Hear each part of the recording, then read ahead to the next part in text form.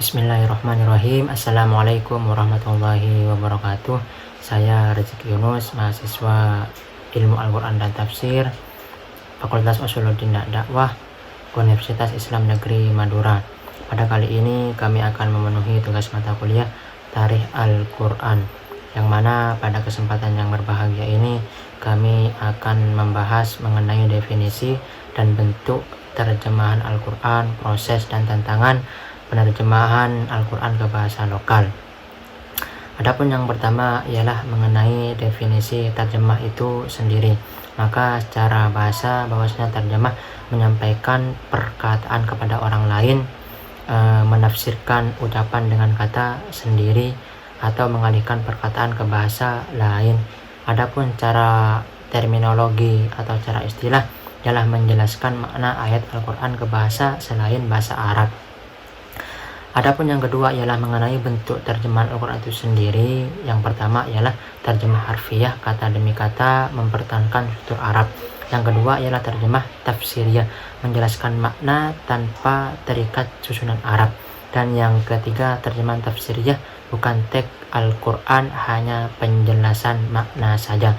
Adapun proses dan tantangan terjemahan itu sendiri ialah bahwasanya memahami teks Al-Quran seperti nahwu, soroh, balaghah, asbabun nuzul dan lain sebagainya merujuk kepada kitab klasik dan modern.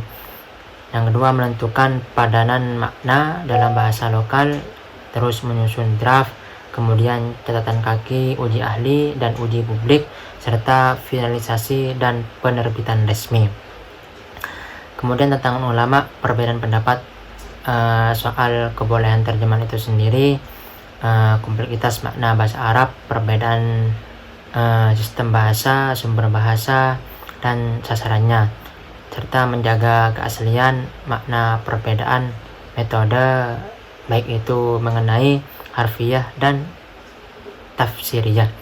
Dan yang selanjutnya ialah kritik dan kontroversi terjemahan, kebutuhan kejelasan agar tidak menyesatkan.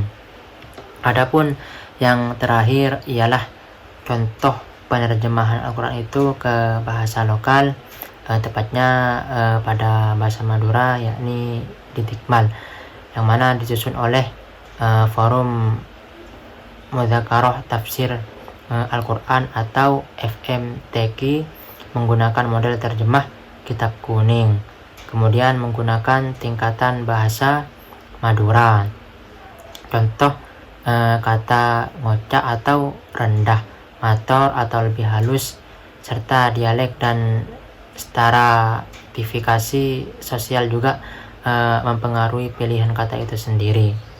Dan juga contohnya seperti bahasa Aceh dimulai dari karya Tuan Guru Haji Mujahidin Yusuf, terjemahan bersajak dengan huruf Arab dan Jawa.